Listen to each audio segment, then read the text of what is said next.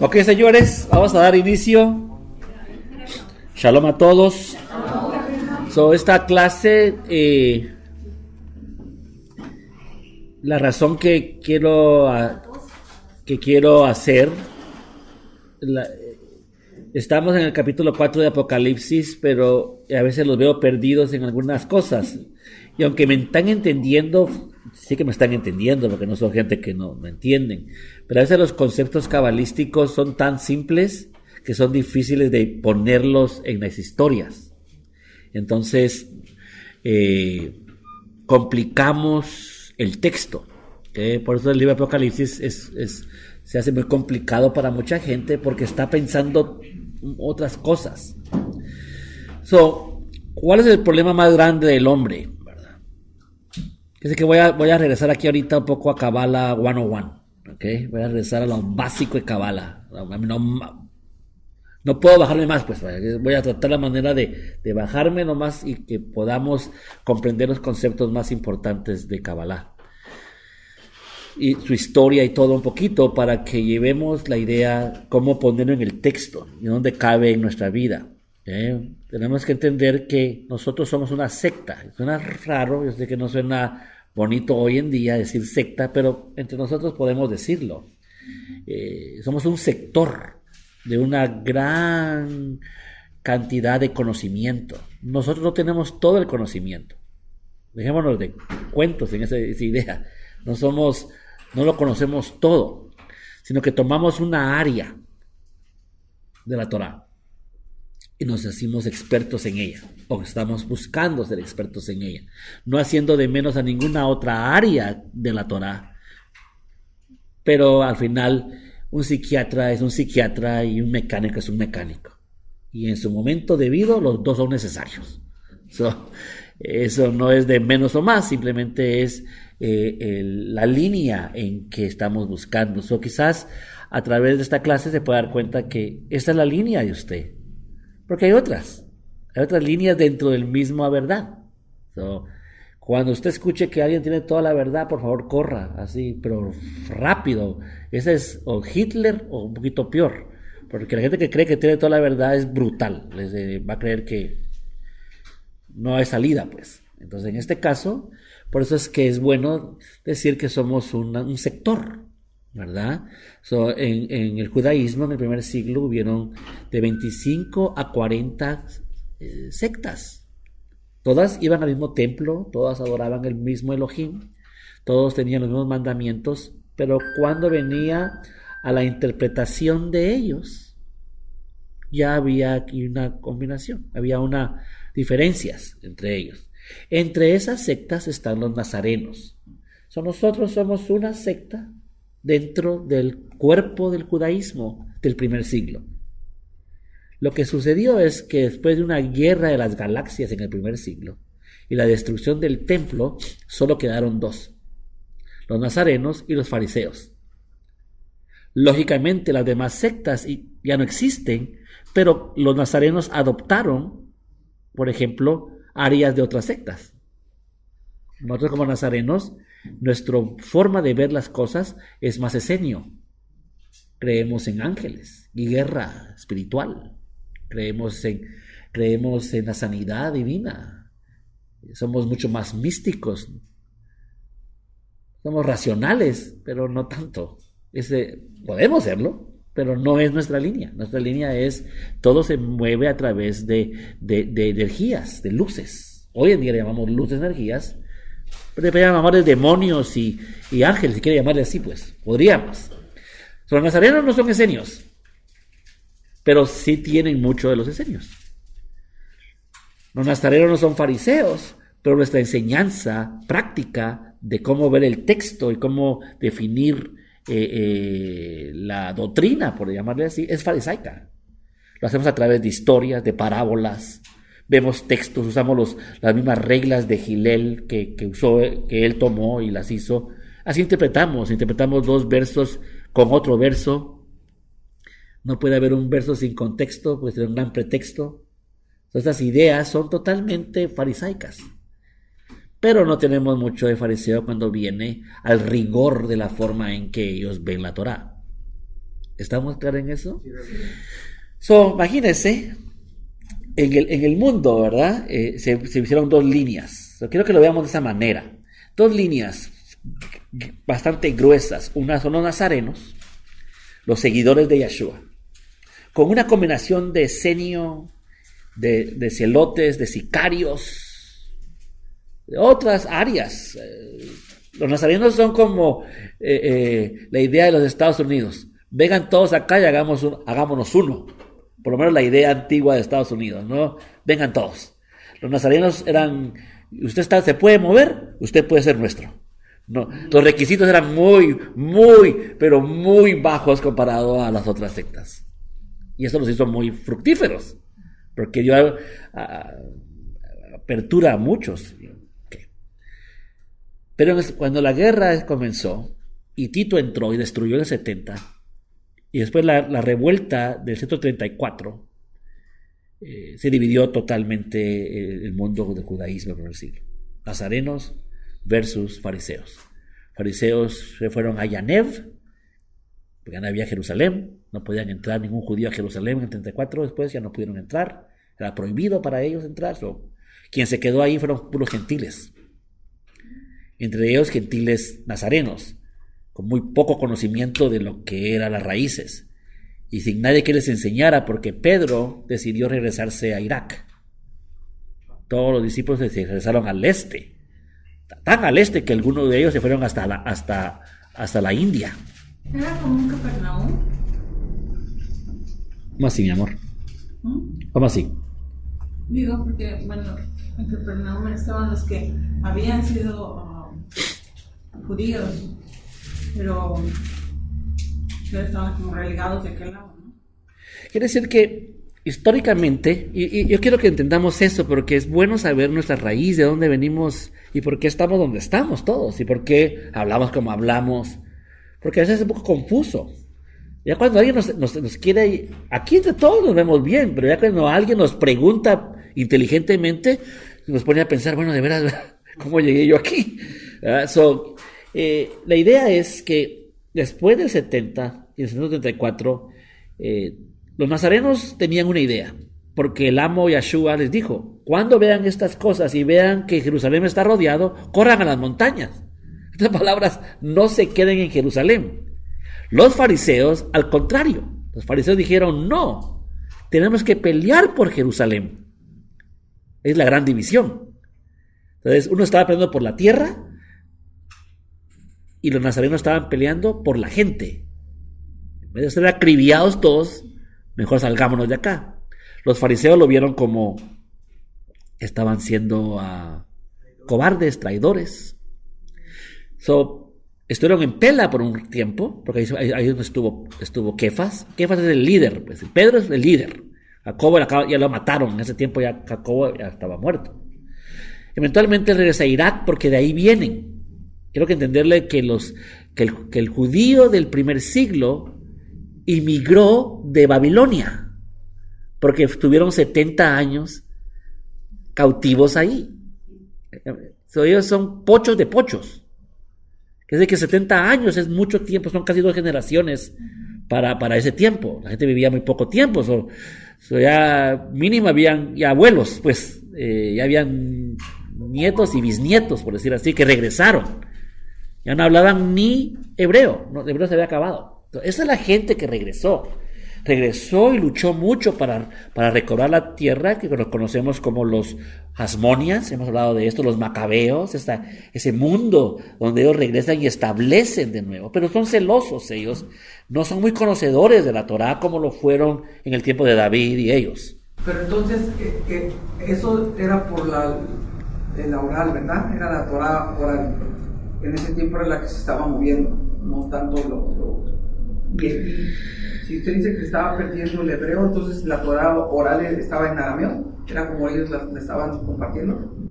Como hoy en día nosotros nos la pusieron en griego. Okay. O latín. Ya, igual. No hay nada nuevo bajo el sol. Se repite y nosotros seguimos viviendo en las vueltas. Sería muy bueno, ¿verdad? Yo siempre he creído que es muy bueno saber la historia. saber los the dates, ¿verdad? El tiempo, el siglo, y regresar. Y hoy en día usted esa computadora, en su teléfono, solo pone el date, qué pasó en 1740 y ¡boom! Les hace todo. Rabino, en History Channel sacaron una historia que se guardó el hebreo porque Salomón llevó las tablas y llevó muchas cosas con el hebreo para Etiopía, para Etiopía. ¿Sí? Y allí las guardaron y de ahí ellos trajeron a Jerusalén de nuevo el hebreo, pero fue la única manera porque Salomón guardó esas cosas allá. ¿Qué hay eso de cierto?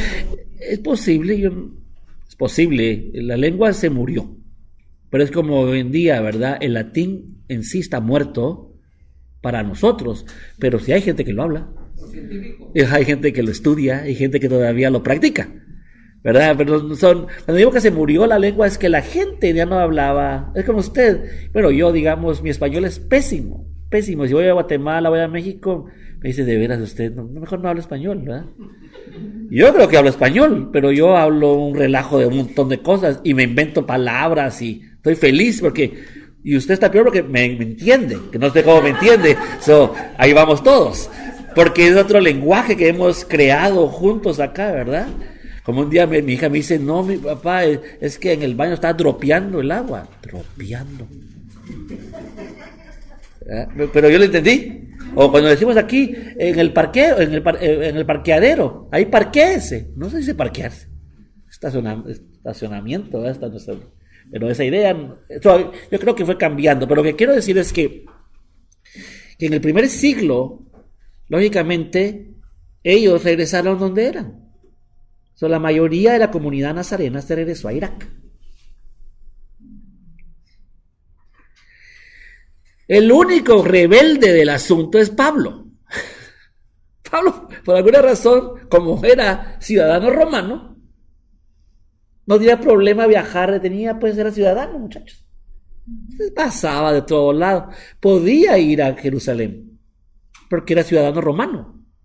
Él era entrado y había enseñado sus pasaportes romanos, por decir así, y era entrado a Jerusalén, siendo judío, pero no era judío, pero sí lo era. ¿Suena familiar eso? Sí, se llama usted, es usted. ¿Verdad? Es, pero no es, pero ahí va. ¿Verdad? Y eso es él. Entonces, él comienza a abrir camino hacia España, hacia Italia, lugares. Eso es lo que hace él. Pero la mayoría de los nazarenos están en el este. Por eso que eventualmente los nazarenos son perseguidos y la mayoría se fue a Irak. Pablo y todos ellos. Pero algunos se quedaron en lo que conocemos hoy en día Turquía. Y en Turquía el rey le caían bien los nazarenos. Entonces por 300 años nadie los tocó. Por eso es que todavía cuando hablamos de el movimiento o de cuando se juntaron en Nicea, es porque han pasado ya 300 años. No hubieran podido hacerlo hasta que acabaron con los nazarenos, porque era el otro grupo. Eventualmente la iglesia, entre comillas, se dividió en dos, la del este y la del oeste, ¿verdad? ¿Alguien sabe cuál es la diferencia? ¿En qué se dividieron? ¿Por qué se dividieron? Ahora, para no brincar, porque me llama la idea, porque voy a meterles Cabala y dónde Cabala cabe en todo este asunto, pero solamente llevando las dos piezas. Tenemos de un lado a los nazarenos y de un lado los fariseos. Los fariseos se juntan en Yanev y deciden cómo hacer su nueva forma de adoración. Y como no tienen templo, no hay forma de templo y todo está basado en el templo y la Torá en sí está basada en el templo. Si alguien viniera conmigo y me dijera, rabino, la mayoría de mandamientos solo se puede hacer en el templo, yo le diría, básicamente sí es cierto. Es cierto, porque la mayoría de los mandamientos era para mantener el templo. Okay. Pero ya no hay templo. Tienen un gran problema los fariseos. Ellos, en vez de decir al principio que ellos son el templo, que los nazarenos son lo que ellos dicen, los nazarenos dicen, no hay problema porque nuestro amo Yeshua nos dijo que nosotros somos el templo. El templo que está ahí no nos importa si se cae, lo hacen porque al final Nosotros somos el templo y esa es una forma en que pudieron mantenerse. Es como hoy en día. Si no nos hubieran dejado entrar aquí ya, digamos, ¿qué hubiéramos hecho? Este sería nuestro templo. Y todos aprenderíamos a estar en la computadora y ahí estuviéramos haciendo la Jaime y tomando el vino juntos. Tenemos que cambiar la forma de... ¿Ya me entendieron, verdad? El problema aquí es que aquí es tecnología. Este problema es de que es Torah. Y es contra la Torah hacer nada fuera del templo. Esa es la verdad. Es decir, que yo no pudiera ofrendar si no fuera en un templo. No pudiera hacer nada, si no estuviera físicamente el templo. Ese es el problema. Los dos grupos tuvieron el problema, los nazarenos y los fariseos. Pero Yeshua les había dicho a ellos, como buen profeta, no se preocupen, no quedará piedra sobre piedra y ustedes serán el templo del Espíritu Santo. Ya, por eso les dijo eso. Los libero de... Sí, los libero de esa idea, porque esto se va a acabar. Y al final, nunca fue creado el templo para eso. Así se volvió por la estructura del texto. Es como lo que hacemos nosotros. Por eso que quiero que entienda que el Eterno nos va a ir cambiando. Y va a ir cambiando que en unos 15 años lo que estamos haciendo no se va a parecer nada ahorita como ahora. Pero, así es esto, muchachos. Por eso que Kabbalah es la mejor herramienta para eso. Pero vamos a ver. Entonces, ¿verdad? Los de Yanev dijeron, la única manera de hacerlo es, hagamos las casas. Las casas van a ser los templos. Oh, buena idea, dijeron. Entonces dijeron, nuestra comedor, la mesa de comedor será el lugar santísimo. Y ahí haremos todas las cosas. Shabbat. Y ahí es el Shabbat. Y ahí hacen su ofrenda y tienen su sedacás y sus cosas. En la mesa, porque la mesa es el lugar santísimo para un judío del lado del fariseísmo. Ahora nosotros tenemos influencia de eso, porque en nuestros países, no sé cómo será en el sur, pero en Guatemala mínimo, tú no podías llegar sin camiseta a la mesa. ¿Sin camisa a la mesa? Sería como locura. En mi tiempo todavía no podías hacer eso. En mi tiempo todavía yo alcancé, no podías hablar en la mesa. Solo que tu papá te preguntara algo, si no, y calladito. Y como comiendo nada más. Y no te levantabas hasta que él se levantaba porque él es el sacerdote. Esas ideas, aunque no las mirábamos así, viene del fariseísmo, que traemos todos del otro lado de la influencia. Unos lo hicimos más, otros menos, pero ahí está. Tiene sentido eso, ¿no? Eventualmente, como los fariseos son los rabinos, y los rabinos son como superhombres, estudian mucho, se dieron cuenta que los nazarenos estaban mejor. Dijeron, caray, no, el templo está adentro. Pero eso Yahshua ya había dicho. Entonces, hoy en día el judío entiende que ellos también son el templo adentro, pero no al principio, porque toda su liturgia y todo tiene que ver con la mesa. Los nazarenos no. Los nazarenos dicen, si esta noche hay una fogata aquí hacemos Shabbat. ¿Verdad? Así era antes, ¿sí? Ya me entendió, ¿verdad? Ahí están los dos. Ahora vamos a ver un poquito al lado de los nazarenos. Los nazarenos se fueron haciendo grandes de un lado, como una grande cantidad de personas, con todo respeto, ignorantes de las raíces, por Pablo y su pandilla. Muy buena pandilla, era parte de la luz que esto sucediera, pero se agrandó muchísimo. Yes. Y digamos, pregunta personal, el día de hoy, si yo no tengo las velas de Shabbat y una menorá, ¿estoy bien? Para un nazareno, sí. Ajá, si abro el Shabbat. Sí. Bien. Sí. Si vamos yo siempre les he dicho a ustedes, todo lo ponemos porque somos ciegos. Pero cuando no eres ciego, no es necesario. Correcto. Pero algunos, si no lo hacemos, dejamos de hacer Shabbat. Es lo triste. Entonces, como dejamos de hacer Shabbat, mejor pongo la vela. Aunque sé que la vela no es ni mágica ni nada, pero por lo menos me da como ese estado de que estoy haciendo algo. No es tan fácil ver sin símbolos. Pues. Por eso es que, ¿por qué cree usted que tenemos Shabbat aquí los viernes? Porque si los dejara a ustedes, quizás ustedes lo harían, yo no sé que ustedes no, pero como comunidad lo dejaríamos de hacer. Me pasó ya. Me pasó, porque yo tenía realmente Havdalah, que es la lógica, que todos vengan, ¿verdad? Y que aquí hagan el cierre del Shabbat conmigo. Traían sus ofrendas y todo, y traían todo, adorábamos, nos íbamos a la casa. Pero los viernes de la noche usted en su casa con sus hijos y con su gente hacía Shabbat, que era lo lógico. Pero no funcionó. ¿Por qué? Porque estamos ciegos. Entonces dije, ok, pues vénganse conmigo, pues. Y entonces aquí mínimo cada viernes, medio forzados o no forzados, okay, venimos. Ya me entendió por qué hacemos estas reglas que son como hasta contrarias de lo que debería ser, pero es por lo mismo. En ese mundo soy fariseo yo, ¿verdad? Porque impuse una regla que no es torásica, pero si no la pongo, me rompe toda la Torá. Mejor rompo un pequeño y no toda. Yeah. Yes. I'm just saying, voy a decir de esta manera, sé que no lo va a molestar, pero ahí va. Si estás en cocaína, heroína o marihuana, ¿cuál de las tres, muchachos? Marihuana. Yo sé que no, que es droga, yo sé. Y lo entiendo muy bien, y sé que es del diablo, y que él la fuma, y que no sé. Está bien. Pero cuando viene ya la hora de la hora, si tendría que escoger entre heroína y cocaína, marihuana will be the one.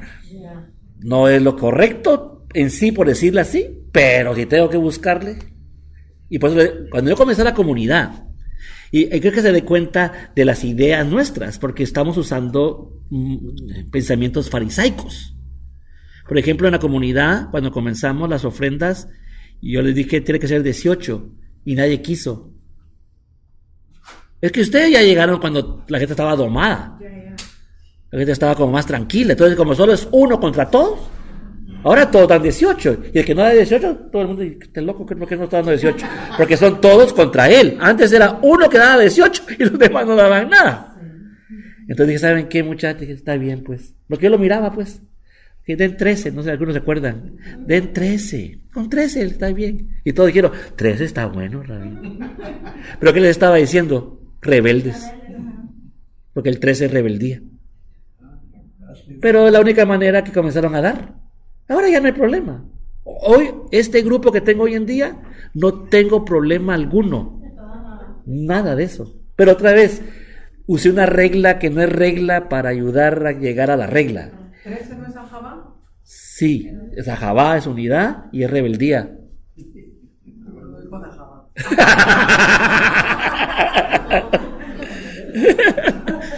Sí. Ya me entendió, ¿verdad? ¿Por qué usamos estas cosas? Ok, en el lado de los nazarenos, entonces se agrandó tanto de un lado que no hubo control. En Irak había control y en Turquía había control, pero en Portugal no había nadie más porque ya Pablo había muerto. Ahí no hay nadie. Ahí es gente que amaba a Yeshua y que supo de Yeshua. No hay Nuevo Testamento, no hay nada.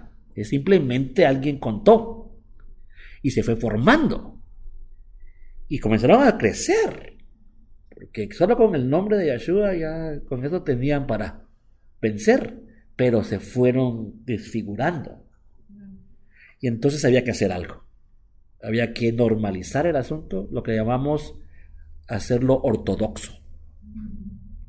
Yo no soy ortodoxo, pero entiendo por qué a veces hay que hacer cosas ortodoxas. ¿Ah? No. Te digo ortodoxo en el sentido de que yo estoy bien y si ustedes no están como yo digo, todos ustedes están mal. Pero rabino, sí, yo tengo pistolas. ¿Quién no está conmigo? Todos como usted. Amén, así me gustaba verlos. Es como dice, ¿verdad? Yo pienso que el ortodoxo era bueno al comienzo, como para unificar, pero después tenían que ir creciendo ellos como ortodoxos y empezar a liberar a la gente y no se quedaron con... Porque el poder es muy es bueno pues para la persona que está en poder, ¿no? Ya para Nicea se comenzó a haber esa guerra entre ortodoxismo, ¿verdad? Y se dividió la iglesia, lo que hoy conocemos la iglesia. La iglesia cristiana viene de los nazarenos. Sí. Es una vuelta esto. Pero los nazarenos son acribillados, que no queda casi nadie para poder proclamarlo. Y los que quedaron en el este, porque la iglesia se dividió, la pregunta que les hice, ¿verdad? ¿Cuál es la diferencia entre la iglesia del este cristiana y la oeste? ¿Alguien sabe cuál es la gran diferencia? ¿Por qué se dividieron? Se dividieron por Yeshua. Porque los del oeste, que es Roma, creen que Yeshua es Dios total en la tierra. Y los del este decían que Yeshua era total 100% hombre y no era Dios en la tierra. That's it. ¿Suena familiares? Y ahora, ¿por qué cuando alguien viene aquí con nosotros pregunta, ¿y Jesús es Dios? Bueno, depende usted. Decimos nosotros, ¿cómo así que depende? La tierra era 100% hombre, no tenía una gota de Dios. Cuando se levantó entre los muertos. ¿Ni la sangre? No, ni la sangre. ¿Ni la sangre? No. Sangró como todo. Sí, y toda la sangre quedó tirada en Jerusalén. No sirve de nada esa sangre. Pero eso acaba de decir una blasfemia para cristianos. Sí, yo sé. No sirve nada, pero... No sirve de nada en el sentido de que no tiene poder para salvar la sangre física. Pero si no tiene la sangre de José Sí, no importa. y no se mezclaba con la de María. Sí. ¿Sí se mezclaba? Bueno, no, la sangre de la madre no va ahí, pero porque eso lo oxigena. Porque su sangre no era verde o blanca, era roja, estaba oxigenada bajo la madre. Pero no es una sangre mágica. Eso es católico, papá. Ponte a pensar nomás, quitar un poquito lo evangélico y mandate a lo católico. Todo lo que Yeshua tocó era como santo. Tanto que vendían en Guatemala pedacitos de la cruz de Cristo para Semana Santa. Que esa es la cruz de Cristo y si orabas ahí eras sano. Yeshua era 100% hombre. Y aunque hubiera sido sangre pura, por decir así, el momento en que tocó la tierra ya no la puedes usar. Y segundo es, si esa sangre fuera siempre, estuviera sangrando todo el tiempo, que es lo que el católico percibe en el sacerdote. En la misa lo traen, lo crucifican para que pueda salvar. Lo crucifican en cada misa. Pero tiene lógica, porque para ellos la sangre es una sangre que tiene que estar siempre brotando. Pero para el hebreo,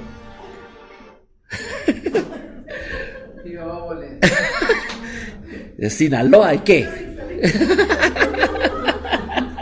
Pero la sangre de Yeshua es su alma. La palabra sangre en el hebreo es alma. Y no comerás la sangre del animal porque estás comiendo su alma.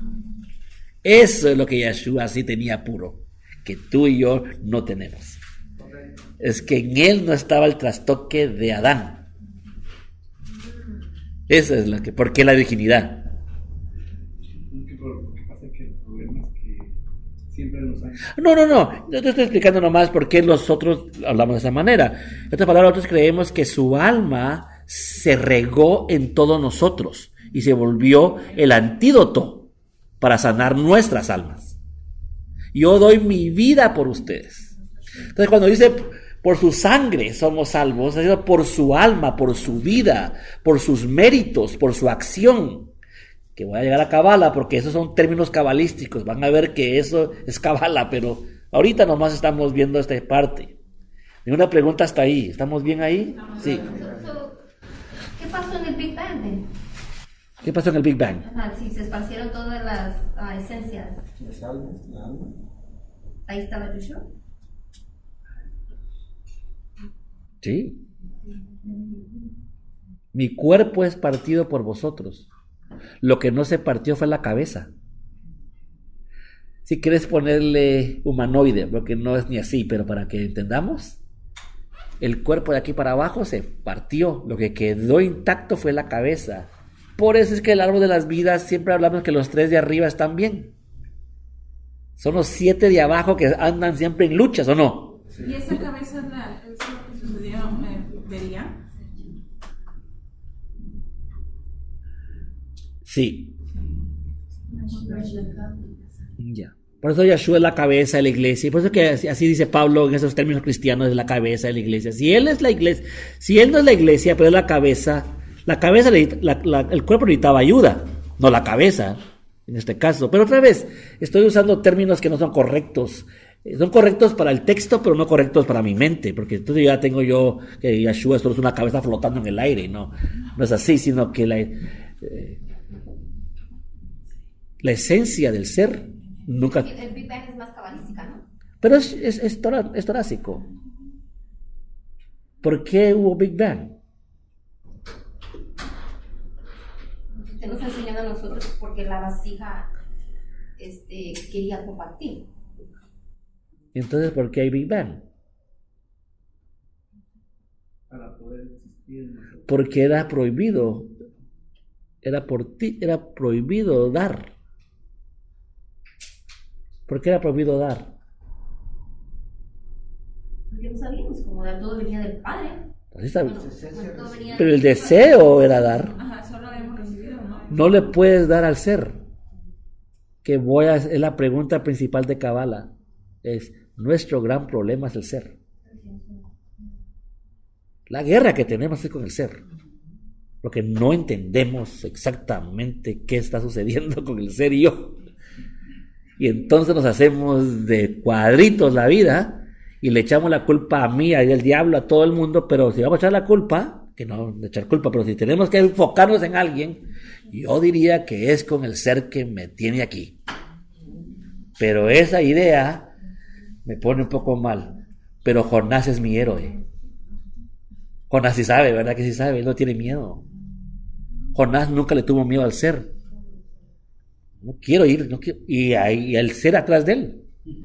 Y lo ahogó y lo metió en el pez y lo sacó. Está bueno, pues sácame de aquí. Está bien, entiendo que sos más fuerte que yo. Y siguió y se enojó. Y salió en la historia enojado.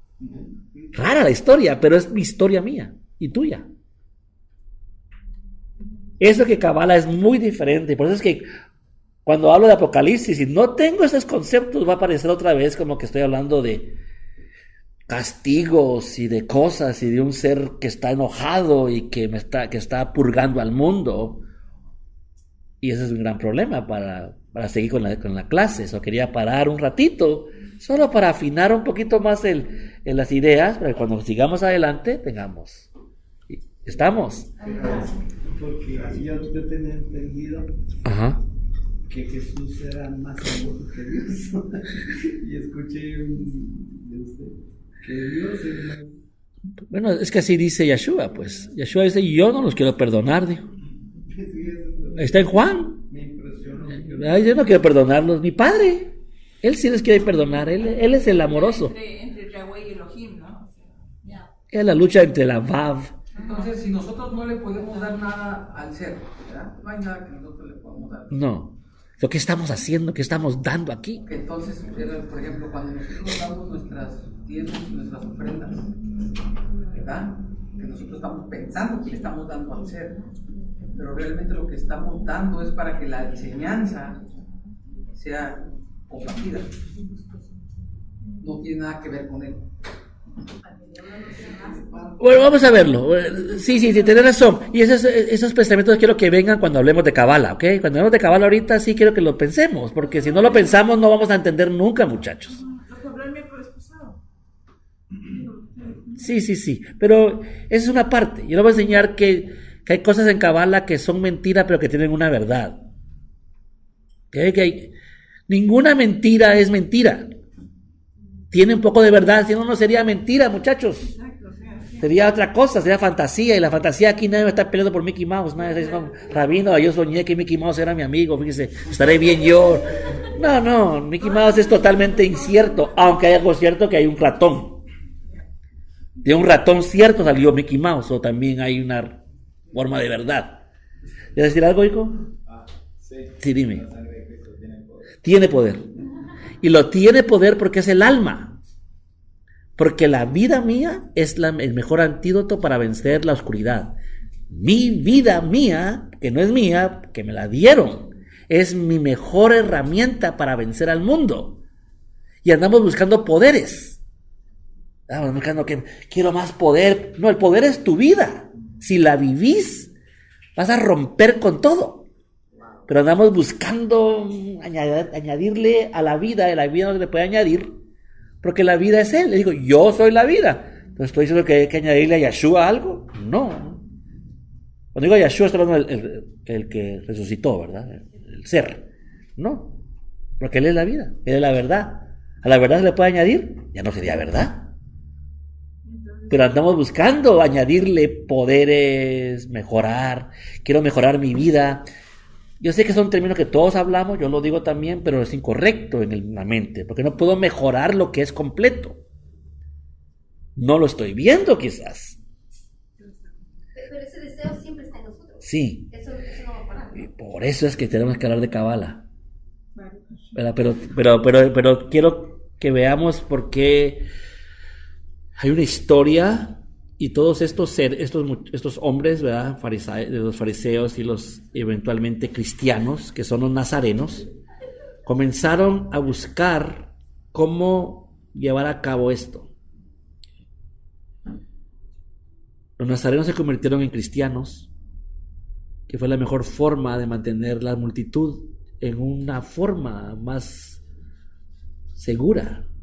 Y como dice Alexander, violaron con la gente por el poder, pero no creo que haya sido la idea primaria. Mucha de esa gente que estuvo ahí en Nicea sabía más que usted y yo juntos, y vivía mejor que usted y yo juntos. Eso no era toda la gente diabólica, esas son ideas de negro y blanco y malo y bueno. ¿Los de Licea son los fariseos? Los de Nicea, no, son los nazarenos. Bueno, no los nazarenos, sino los que los nazarenos enseñaron. Ajá. Que se les fueron de las manos, por decir así. Ahora entonces, se dividieron ellos. Y eventualmente los cristianos siguieron, y aquí estamos hoy en día. Este mundo está hecho de cristianos, hoy en día. Somos 4 algo billones de cristianos.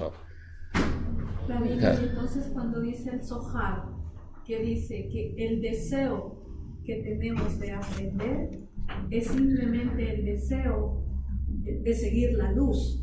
Entonces lo que tenemos que aprender en realidad, dice, es cómo discernir ese deseo de seguir la luz, porque eso es lo que no sabemos nosotros. Sí.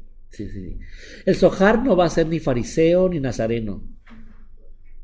El Zohar va a ser la combinación de los dos. Por eso es que están. Porque es lo que éramos. Yeshua era esenio de un lado y era fariseo de otro lado, y al final era un nazareno. En las columnas. Okay. Regresemos acá. Ahora, del lado del judaísmo, lógicamente ellos también se encontraron con problemas. Para el siglo X casi desaparecía el judaísmo. Hicieron lo mismo que el cristiano hizo. Y con Maimónides, que sería el papa de ellos, por decir así, lo resucitó. ¿Y cómo lo hizo? Con vara de hierro. Y les dijo, así es, y el que se sale de aquí, cortado de la tierra.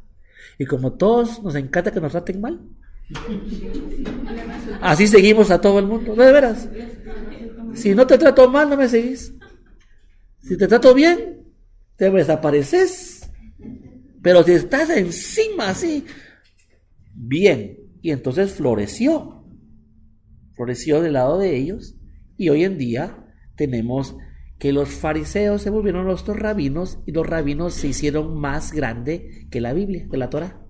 Igual que el catecismo y la parte cristiana de sus sacramentos. Yo no sé mucho del catolicismo, pero todo lo que tienen ellos, de alguna manera, aunque no lo digan, es mucho más fuerte que la misma Biblia. El judaísmo es igual. El judaísmo, el Talmud, es mucho más fuerte y es más estudiado y más entendido que la misma Torah. Y ahí van esos dos mundos. Y entre esos dos mundos, del lado izquierdo, que serían los fariseos, por decir así, salieron esta secta llamada los cabalistas, que dijeron, yo no creo que va así. Yo creo que debemos regresar a la Torá. Eso es lo que ellos pensaron. De este lado comenzaron a salir otros que dijeron, yo no creo que ser cristiano es así. Yo creo que hay otra forma de que hemos que regresar a la Torá.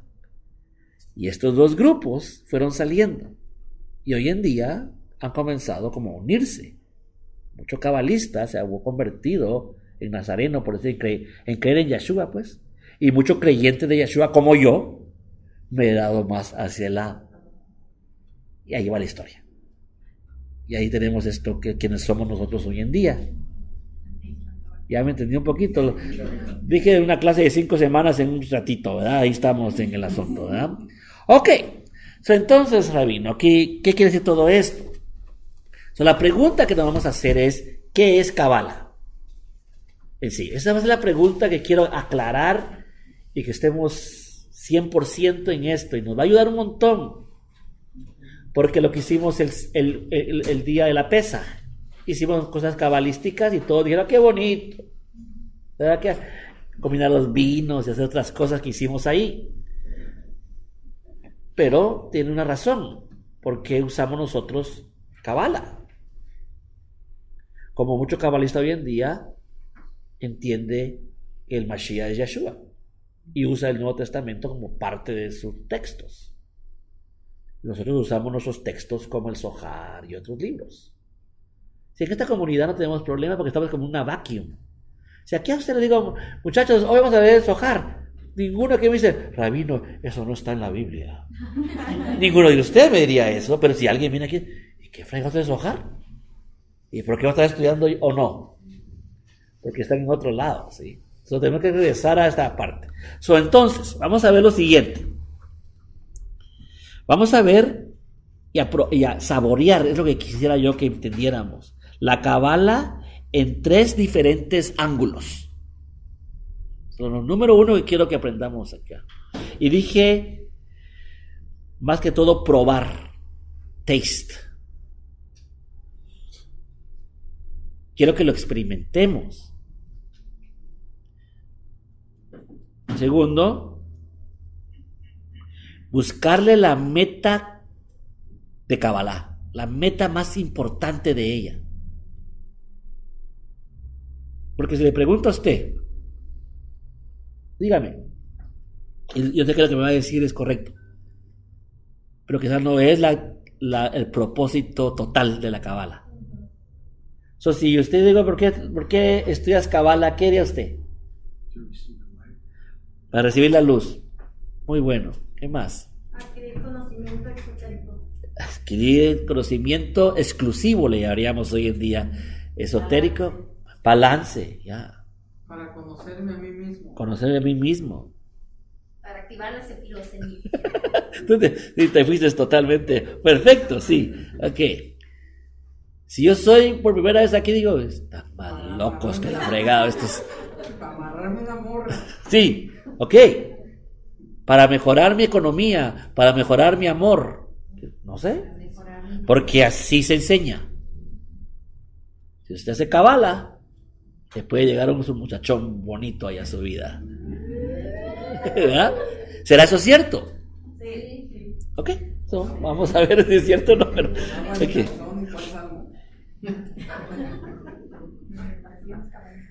Voy a seguir aquí leyendo, Alexander.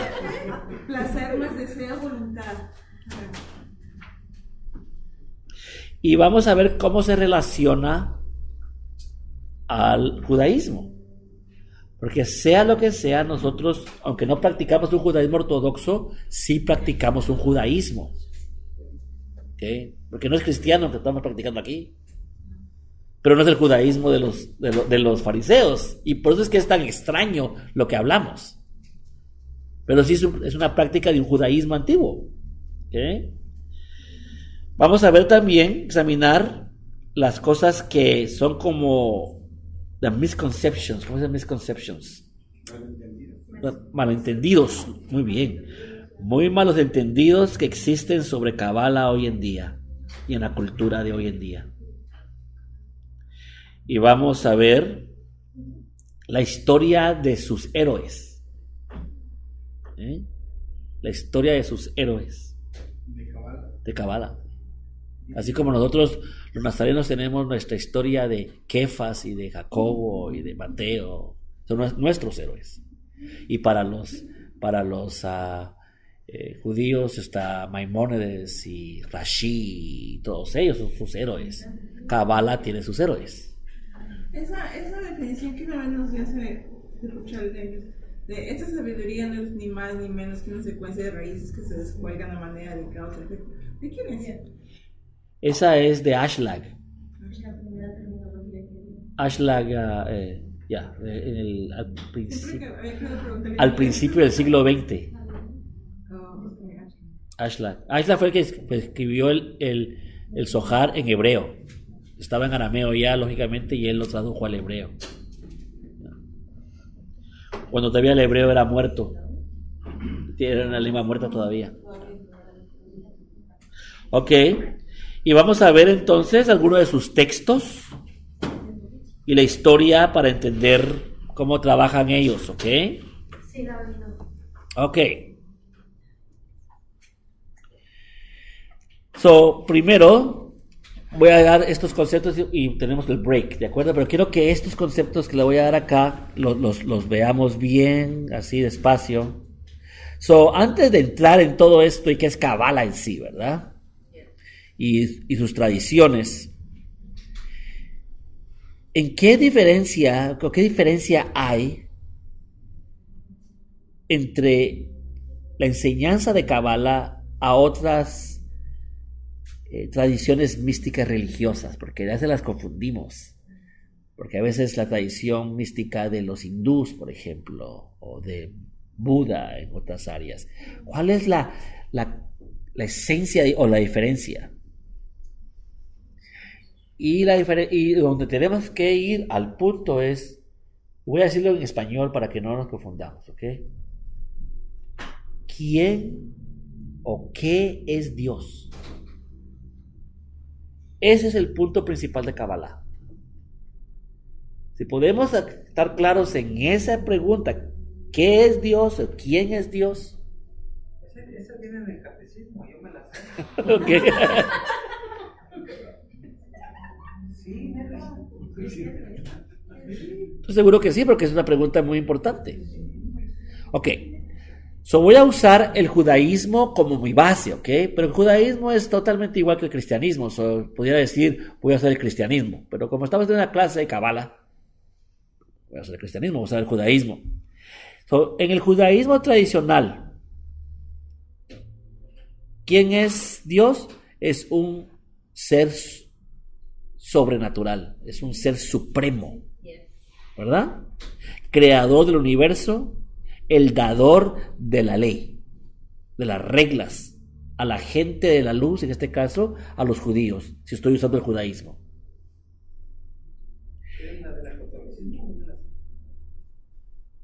Dila, pues, hijo, si quieres decirla. ¿Ah? No, sí, pues, claro que sí. No, en el catecismo dice, ¿quién es Dios? Dios es nuestro Padre de los cielos, que con su poder ha hecho todo para nosotros. Para nosotros. Así está. Mira otra vez, perdón, que aquí me estaban subiendo otra vez. Dime. Dios es nuestro Padre de los cielos, que con su poder ha hecho todo para nosotros. Suena muy a lo judío, ¿verdad? Él es el ser supremo, el creador del universo y el dador de las leyes.